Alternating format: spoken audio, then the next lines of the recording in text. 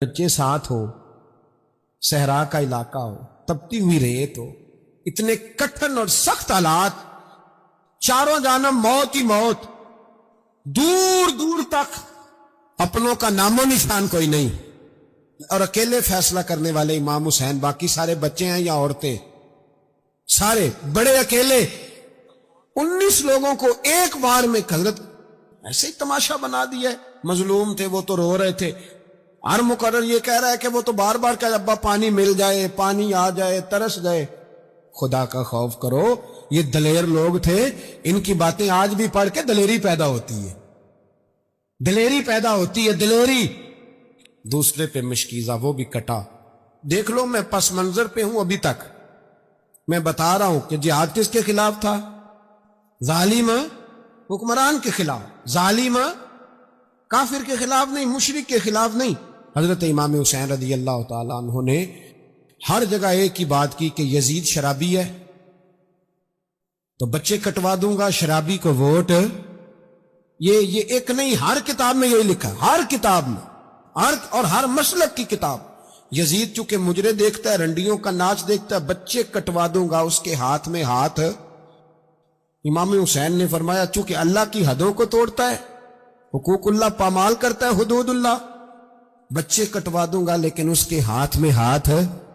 سارا دن خود مجرا دیکھنا اور 10 محرم کو 2 دیگیں بکا کے حسینی بن جانا، سارا سال خود گند مند کرنا، شرابیوں کے ساتھ رہنا، اور 10 محرم کو 2 آنسو بہا کے یاد رکھنا۔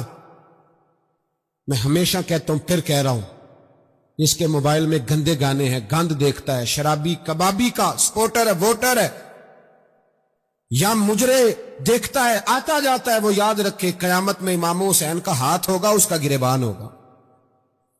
ہم سے نہ رقم ہوں گے قصیدے یزید کے، ہم لوگ تو حسین کے سیرت نگار۔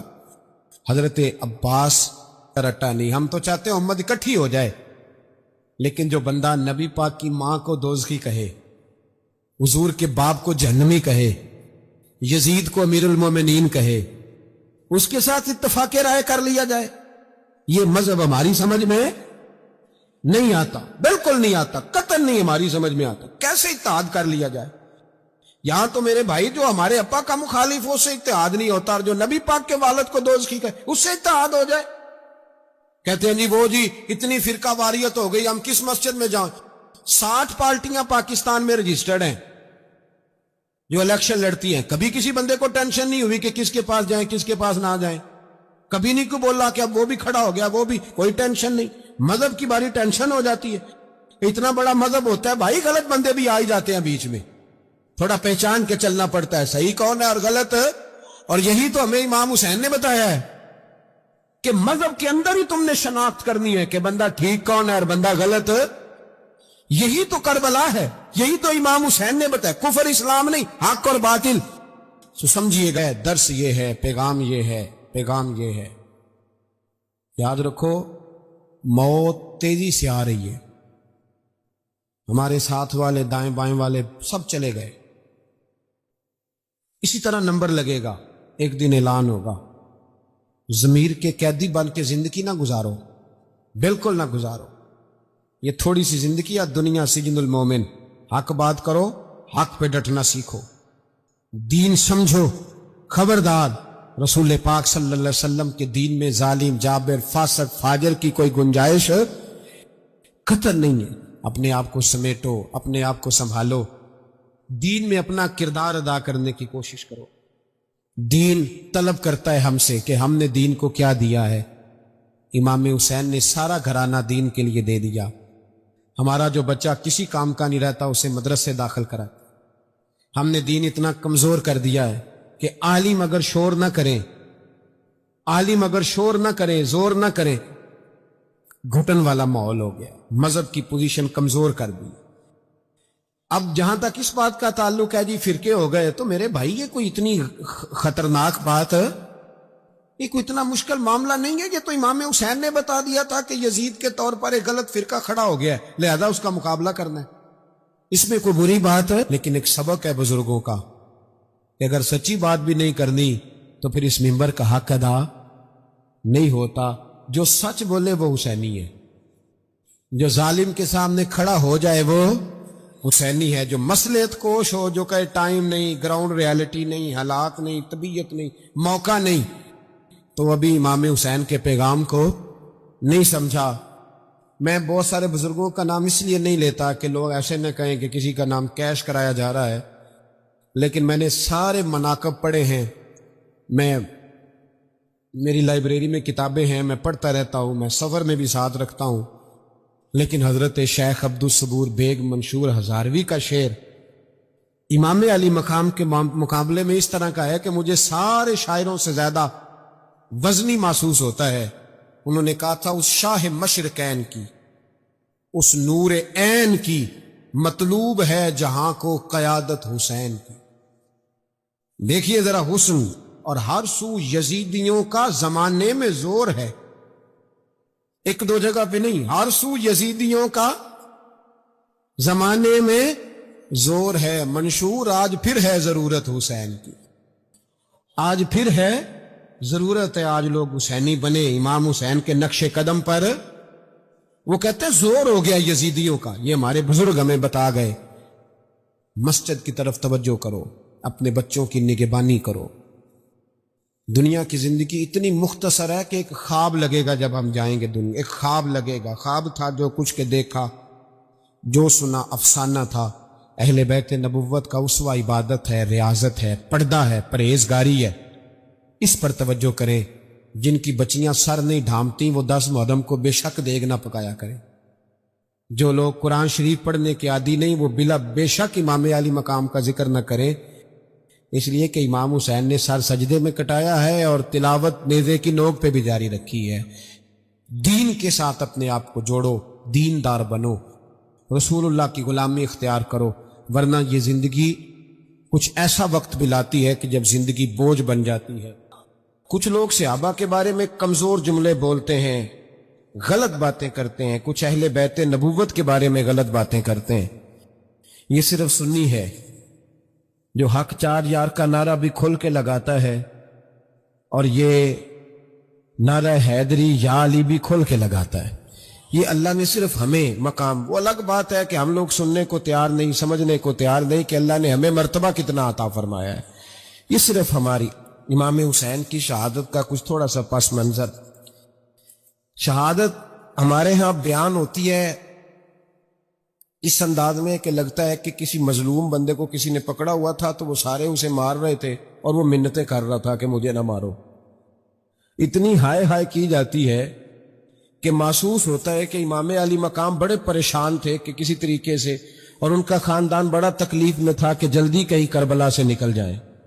حالانکہ اس دھرتی پہ، اس کائنات پہ صبر، شجاعت، استقامت اور حوصلہ جس سے کائنات سیکھے گی وہ صرف امام حسین ہی ہے۔ اتنے بڑے صابر آدمی کے بارے میں اس طرح کا رویہ اختیار کرنا کہ وہ تو گویا اس طرح کر رہے تھے کہ بس کسی طریقے سے میری معذرت، تو یہ امام حسین کی مظلومیت سنا کے لوگوں کو اس طرح کا کر دیا جاتا ہے، یہ انداز بتایا جاتا ہے کہ شاید واقع کربلا رونے دھونے کا نام ہے، حالانکہ بات جو اچھی خوشامد کرے اسے اچھی وزارت ملتی ہے، اچھی وزارت اسے دیتے ہیں۔ جو ذرا صحیح بدتمیز بھی ہو اور صحیح وکالت کرنے والا اسے وزارت صحیح دیتے ہیں۔ عجیب اس کا مزاج تھا۔ یہ چلاک لوگ زندگی میں ہمیشہ دھوکہ کھاتے ہیں، چلاکیاں انسان کو گراتی ہیں اور اتنا منہ چھیل جاتا ہے کہ منہ پہچانا ہی نہیں جاتا۔ بندہ اپنے آپ کو رب رسول کے حوالے کر دے تو اللہ بڑی بہترین جزائیں عطا کرتا ہے۔ یہ لوگ تیزی دکھاتے ہیں بعض، تو یزید بھی تیزی دکھانے والا تھا۔ اس نے ولید کو خیر جڑا نماز پڑھائے ہو مولوی، جڑا ٹل پائے ہو پیر، جڑا مہینہ نہ نہائے چھوٹا پیر، تو جڑا 6 مہینے نہ نہائے ہو بڑا پیر، کہتے بابا پہنچے ہیں، کڑے چھڑے جو پہن لیے۔ بھئی امام حسین تو نمازیں پڑھاتے تھے، مولا علی تو نمازیں پڑھاتے تھے، مسجد کے خطیب تھے، اب اس کو تو مولوی کہہ دیا جاتا ہے بیچارے کو۔ تو ملنگ کون ہوتا ہے جی؟ کہنا جڑا کپڑے کٹ پائے۔ کیا تماشا ہے، قوم جدھر دل کرتا ہے نکل جاتی ہے۔ بندے کے ساتھ امید لگانا اچھا ہی نہیں لگے گا۔ جس کو رب پر توکل نصیب ہو جائے وہ دنیا کا سب سے طاقتور آدمی ہوتا ہے، مضبوط ہوتا ہے، اسے اللہ پہ بھروسہ۔ 313 صحابہ بدر میں چلے گئے 1000 سے لڑنے. او خدا کے بندو، نہ اسلحہ ہے، نہ تمہارے پاس جنگی سامان ہے، نہ زیادہ گھوڑے ہیں، نہ تلواریں ہیں، نہ نیزیں، کیوں آئے ہو؟ کہنے لگے ہمیں بھروسہ ہے، ہمیں ہمارے نبی نے فرمایا تمہارا رب تمہاری مدد کرے. آپ کو جب اللہ پہ بھروسہ نصیب ہوگا، آپ مضبوط ہو جائیں گے، طاقتور ہو جائیں گے، آپ فکری بلندی کا شکار ہوں گے. آپ کے اندر سے کمزوریاں، بزدلیاں، بے چینیاں، لوگوں پہ بھروسہ کرنا، کسی کا مال دے کے پریشان ہونا، کسی کی بڑی گاڑی دیکھ کے للچانا، کسی کا گھر بڑا دیکھ کے پریشان ہونا، یہ نکل جائے گا. پھر تو حضرت بلال مسجد بھی سوئے نا، مسجد کی چٹائی پہ سوئیں اور مسجد نبوی شریف میں جھاڑو دیں اور حضور کے مہمانوں کی نوکری کریں. لیکن حضور معراج سے واپس آ کے فرماتے ہیں بلال کیا کرتے ہو؟ میں نے تو جنت میں بھی تمہارے قدموں کی آواز سنی ہے. جب آپ رب سے جڑیں گے تو پھر سادے کپڑوں میں بھی بڑا عروج ہے، پھر سائیکل سے اترے تو پھر بھی بڑے باوقار. شرط یہ ہے کہ بھروسہ اللہ پہ. وہ ہارون رشید آ رہا تھا حج کر کے، امام غزالی نے لکھا ہے، تو وہ گھوڑے پہ یا اونٹ پہ بیٹھا تھا تو ارد گرد اس کے لوگ نعرے لگا رہے تھے، بادشاہ سلامت جو آ رہے ہیں. نعرے لگانے والے بڑے سیانے ہوتے ہیں، یہ سبھی کے نعرے لگا لیتے ہیں، سیاسی نعرے کبھی اس کے لگائے، کبھی وہ کہتے ہیں ہمارے سیاستدان کا بھی ہمیں کوئی نہیں پتا، پچھلے 5 سال تو کسی اور پارٹی کے لگا رہا تھا نعرے، پتہ نہیں اگلے 5 سال کسی اور کے نہ لگا دے. تو وہ بھی سیانے ہو گئے، وہ بھی اب سب کے لگا دیتے ہیں، کہتے ہیں ایسے ہی چلتا ہے مارکیٹ میں. تو ہارون رشید کے دائیں بائیں لوگ نعرے لگا رہے تھے. ہارون رشید بڑی نعرے شعرے، بندہ خوش تو ہوتا ہے نا.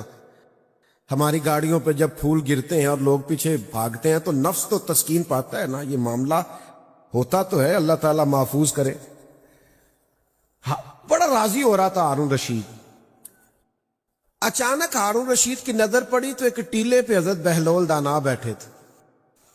سادہ آدمی مٹی میں بیٹھا ہے بغیر چٹائی، اسی کسی دے کچھ بھی نہیں لگ دے، نہ کوئی ساڈا دردی، بیٹھے آرام سے. اور ہارون رشید کی طرف دیکھ کے نہ تو حضرت بہلول دانا ہلکا ہلکا مسکرا رہے ہیں، ہنس رہے ہیں. تو یہ بعض لوگوں کی ہنسی بڑی معنی خیز ہوتی. ہارون رشید گھوڑے سے اترا، سارا مجمع وہیں کھڑا کیا، اور ہارون رشید جا کے حضرت بہلول دانا سے کہا السلام علیکم. فرمایا وعلیکم السلام. ہنس کیوں رہے تھے؟ تو پھر ہنسے. کہا یہ آپ کے ہنسنے میں کوئی راز ہے؟ تو حضرت بہلول دانا فرمانے لگے ہاس اس لیے رہا تھا کہ یہ جو لوگ تیرے نہیں نعرے لگا رہے، یہ تجھ سے پہلے والے بادشاہ کے بھی اسی طرح ہی نعرے لگاتے تھے، اور تیرے بعد والے کے بھی نعرے. پر تو بڑا عجیب آدمی ہے، تو بڑا راضی ہے کہ میرے نعرے لگ رہے ہیں. یہ تو سب کے لگتے ہیں، تیرے لگ رہے ہیں تو کیا اس میں خوش ہونے والی کیا بات؟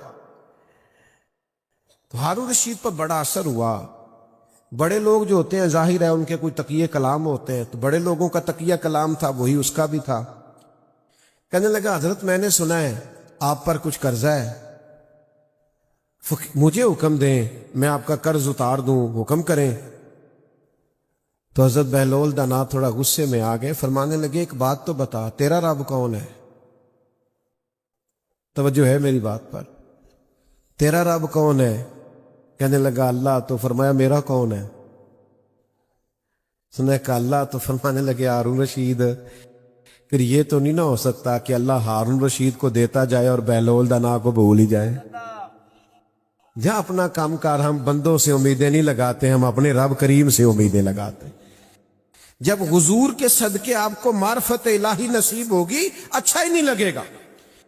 ویسے تو اب تحفے آئے تو ہم راضی ہوتے ہیں نا، میری خودداریاں تھکنے لگی ہیں، اب میں بھی تحفے پا کے خوش ہونے لگا ہوں. لیکن جب انسان خوددار ہو پھر کوئی تعاون کی بات کرے تو غصہ آتا ہے. وہ کہتا ہے جا اپنا کام کر، مجھے میرے رب نے بڑا نوازا، جتنا اللہ نے دیا میں راضی ہوں. یہ کب ہوتا ہے؟ جب آپ سرکار کے وسیلے سے معرفت الہی حاصل کرتے ہیں، حضور کے وسیلہ پاک سے. میری طبیعت بھی نہیں ہے لمبی چوڑی تقریر کرنے کی، اور آپ کی بزم بھی اثر سے شروع ہے. تھوڑا سا اس مضمون کو آگے لے کے چلو.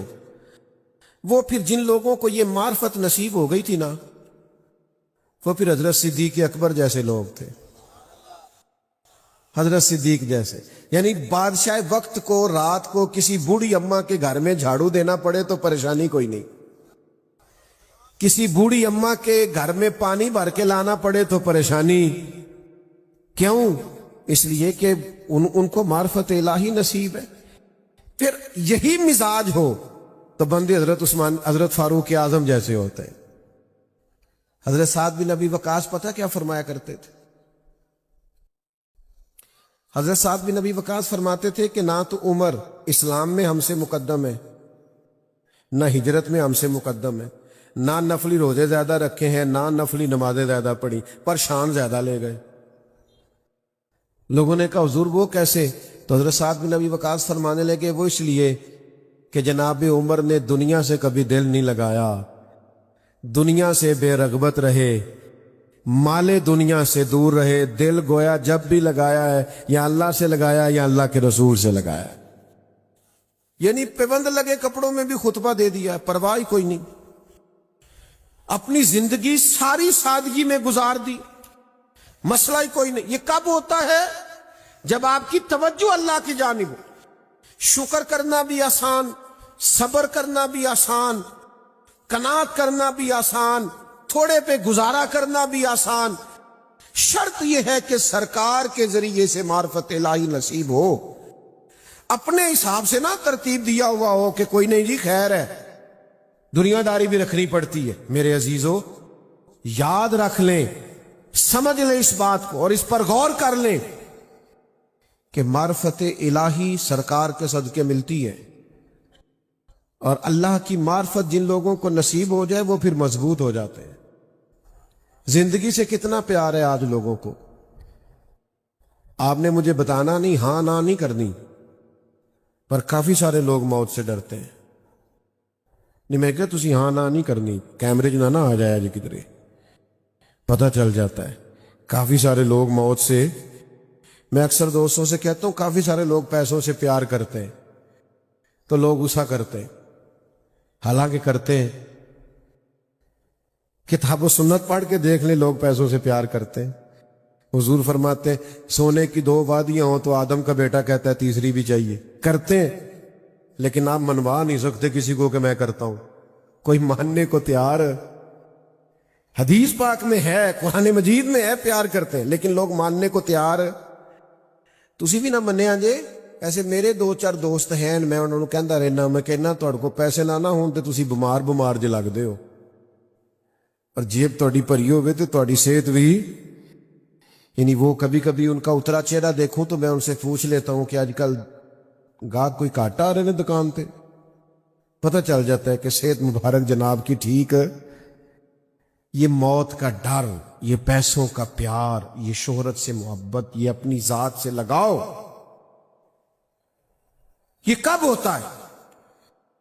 جب آپ نے دنیا سے جینا سیکھا ہو اور جب آپ نے سرکار کے صدقے جینا سیکھا ہو نا، تو پھر بندے کا حال یہ ہوتا ہے کہ کربلا میں اگر امام حسین کا سارا کنبہ بھی جائے اور جان بھی جائے تو بندہ خوش ہو کے ساری جان پیش کر دیتا ہے، اس لیے کہ اسے پتا ہوتا ہے ابھی میں نے قبر میں جانا ہے، ابھی دروازہ بند ہونا ہے، ابھی جنت کا باغ میری قبر میں بننا ہے، اور میں نے آنکھیں کھولنی ہے تو سامنے مدینے والے محبوب نے تشریف فرما. آج پھولے نہ سمائیں گے کفن میں آسی، کیونکہ قبر کی رات ہے ان سے ملاقات کی رات. تو دوستو نبی پاک کے دروازے پہ آؤ، یہیں سے آپ کو اپنی پہچان ملے گی، یہیں سے معرفت الہی ملے گی، یہیں سے جینے کا سلیقہ ملے گا. خلاف پیمبر کسے راہ گزی، حضور کے مخالفت کر کے آپ کبھی کوئی رستہ پا سکتے؟ یہ جو ملنگ شلنگ آپ کو ملتے ہیں نا، کہنے معرفت دی گل نہیں، نہ داڑھی رکھی ہوئی ہے، نہ نماز پڑھتے ہیں، نہ ادھر ادھر جاتے ہیں. معرفت وہ کون سی معرفت ہے جو حضور کے علاوہ ہے؟ نبی پاک کی معرفت کیا تھی؟ حضور 5 نمازوں کی امامت کرتے تھے، جمعے کا خطبہ دیتے تھے. آپ کی توجہ ہے؟ میری طرف دیکھو، جمعہ پڑھاتے، عید پڑھاتے، نکاح پڑھاتے، سرکار مہربانی کرتے، غلاموں پہ شفقت کرتے، حضور قرآن و حدیث پڑھاتے. آج کل جڑا ایک کام کرے ہو تے مولوی ہے، تو درویش کون ہے؟ جنہوں بالکل کلمہ نہ ہوندا ہوئے الا ماشاء اللہ، کبھی کبھی غسل کرتا ہو. یہ آپ نے کرائیٹیریا بنایا ہے، یہ دین کا معیار نہیں ہے، یہ ہمارے ذہن کی اختراع ہے. خدا را سٹیٹس کو سمجھو، معیار کو سمجھو. دین کا معیار کیا؟ سرور کائنات صلی اللہ تعالی علیہ وسلم نے بھرپور زندگی گزاری ہے. حضور حقوق سے بھاگنے کا معاذ اللہ درس نہیں دیتے کہ آپ کسی دربار پہ جا کے بیٹھ جائیں اور کہیں کہ جناب نہ مجھے نکاح کرنا ہے اور نہ مجھے کوئی حق ادا کرنا ہے، نہ مجھے بچوں کا، بہن بھائیوں، ماں باپ کا خیال رکھنا ہے. نبی پاک نے تو بھرپور زندگی، آئلی زندگی بھی بھرپور گزاری، معاشرتی زندگی بھی بھرپور گزاری. ازواج مطہرات کے ساتھ حضور کی کمال شفقت، اپنے نواسوں کو حضور کندھوں پہ بٹھا رہے. سارے وہ کام جو روٹین میں انسانی زندگی کے لیے ضروری ہے سارے سرکار نے کیے ہیں. دین آپ کو بالکل نہیں کہتا کہ آپ سارے کام چھوڑ دیں، مسجد میں آ جائیں، تسبیح لے کے بیٹھ جائیں. بس دین اتنا کہتا ہے کمائی ضرور کرو پر کرنا ذرا جائز طریقے سے، حلال رزق کمانا، خیال رکھنا. دین کہتا ہے جہاں ہو وہاں دیانتدار ہو جاؤ. آپ حضور کے طریقہ مبارکہ کو اپنائیں، سب درست ہو جائے گا. میں آج یہ دیکھتا ہوں کہ سنت اور شریعت کے معاملے میں ہم کمزوری دکھاتے ہیں، شریعت کے ساتھ کھڑے نہیں ہوتے. یہ کیا ہے؟ چھوٹا سا مسئلہ ہے شادیوں پہ کہ آپ غیر شرعی رسومات روک دیں، کھانا کھلائیں کوئی منع نہیں کرتا، گھر پہ لائٹنگ کریں کوئی منع نہیں کرتا، لیکن آپ مردوں کی ویڈیو بنا لیں، عورتوں کی نہ بنائیں. مہندی کی بری رسم جہاں مرد عورتوں کا اختلاط ہوتا ہے نہ کریں. آپ سے کہا جاتا ہے ڈھول ڈھمکا شور شرابہ نہ کریں. تو یہ دو ایک کام شادیوں سے نہیں نکالے جا سکتے، کیوں؟ آخر کیا مجبوری ہے کہ دو چار کام جو شریعت سے ٹکراتے کیوں نہیں ہم چھوڑ دیتے؟ کوئی اتنا بڑا مسئلہ نہیں. لیکن یہ اس وقت ہوتا ہے جب احساس ہو دین کا. یاد رکھنا، الجھ جاؤ گے، ذہنی تناؤ کا شکار ہو جاؤ گے، پریشان رہنا شروع کر دو گے، زندگی بور لگے گی.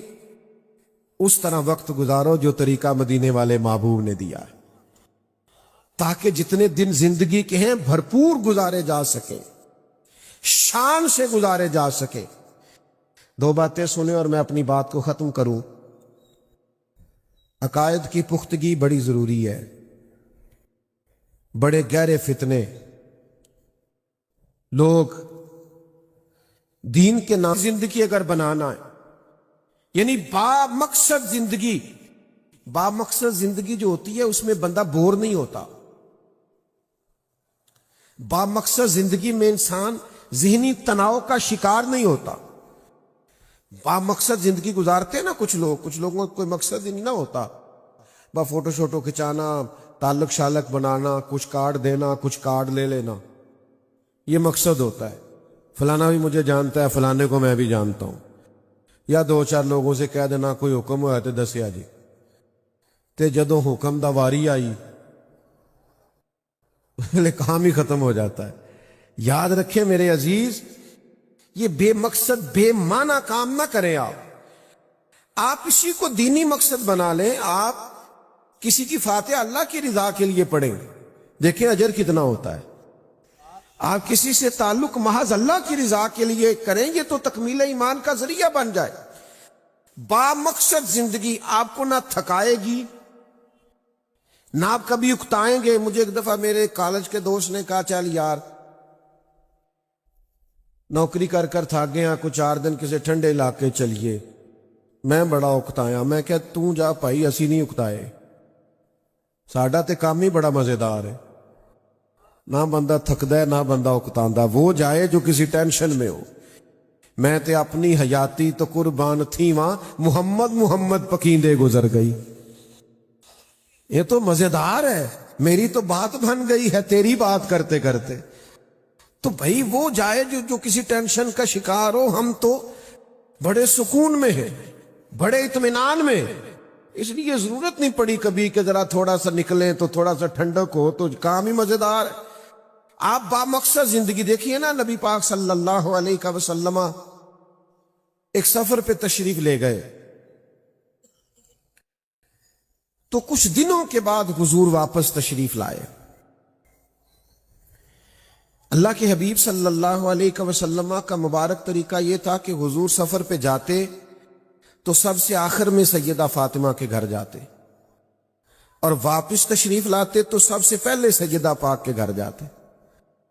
تو حضور واپس آئے تو سب سے پہلے شہزادی کے کاشانہ نور میں تشریف لائے۔ تو لمبا سفر کر کے محبوب آئے تو آثار سفر تھے وجود پر، بظاہر کچھ تھکاوٹ تھی، کچھ لباس پر اس کے اثرات تھے۔ تو بیٹیاں باپ سے بڑا کیا پیار کرتی ہیں، اور پھر نبی پاک کی شہزادیاں، اور پھر سب سے چھوٹی شہزادی حضرت سیدہ پاک، حضور کا چہرہ نور دیکھا تو آنکھوں میں آنسو آ گئے۔ یا رسول اللہ صلی اللہ علیہ وسلم، آپ بڑی مشقت فرماتے ہیں، دیکھیے اتنے دنوں کے بعد آپ آئے اور آپ کے چہرے پر اور وجود پر بظاہر تھکاوٹ کے آثار، سفر کے آثار۔ تو حضور نے نا بات کا رخ ہی بدل دیا۔ ہمیں تو کوئی ہمارا بچہ ایک دکھ سنائے تو ہم کہنا ہے پتر تینوں پتہ ہی نہیں میں بڑی دکھی زندگی گزاری، ہمارے پاس پیچھے 900 صفحہ باقی ہوتا ہے دکھوں کا، ہم تو اور زیادہ 4 آزمائشیں اپنی سنا دیتے ہیں۔ لیکن اللہ کے حبیب علیہ السلام نے بات کا رخ بدل دیا۔ حضور فرمانے لگے، فاطمہ آپ کے والد کو اللہ نے بڑے مقاصد کے لیے دنیا میں بھیجا ہے، ہم بڑے مقاصد لے کے دنیا میں آئے، ہمارے مقاصد بڑے۔ فرمایا نہ کوئی مکان کچا بچے گا، نہ پکا بچے گا، نہ کوئی جھونپڑی بچے گی جہاں اللہ دین کے پیغام کو پہنچا نہیں دے گا۔ تو ہمیں اس کے لیے محنت تو کرنی ہے نا، پھر نکلنا تو ہے نا، پھر سفر تو کرنا ہے۔ تو نبی پاک علیہ السلام کی اخلاق، کردار، یہ آپ کو بتائے گا جینا کیسے، آپ کو سمجھ آئے گی، آپ اپنے آپ سے آشنا ہوں گے، اپنے خالق اور مالک سے آشنا ہوں گے۔ اپنے آپ سے آشنا ہوں گے تو زندگی گزارنے کا لطف آئے گا، اور جو لوگ رب سے آشنا ہونے لگتے ہیں نا، جنہیں اللہ کی معرفت ملنے لگتی ہے، وہ بندے طاقتور ہونے لگتے ہیں۔ میری طرف دیکھو نوجوانوں، جو جتنا جتنا رب سے آشنا ہونے لگتا ہے اتنا اتنا رب سے ڈرنے لگتا ہے۔ یہ کیمرے کی آنکھ آپ کو دیکھ رہی ہے تو اگر بتی چلی گئی تو، کیمرے کی آنکھ آپ کو دیکھ رہی ہے بچ کے رہنا تو کیمرہ خراب ہو گیا تو، کیمرے کی آنکھ سے بندے جز وقتی نیک ہوتے ہیں، اور اگر کسی کا تصور یہ بن جائے کہ میرا رب مجھے دیکھ رہا ہے اور اسے نہ اونگ آتی ہے نہ نیند آتی ہے تو کل وقتی نیک ہوگا، پھر وہ تنہائی میں بھی نیک ہوگا، اکیلے میں بھی نیک ہوگا۔ اللہ کی معرفت جب حضور کے صدقے ملے گی تو آپ کا اپنے رب پہ بھروسہ ہوگا۔ میں آپ کو ذمہ داری سے بتاتا ہوں، آپ دنیا داروں سے امیدیں چھوڑ دیں گے۔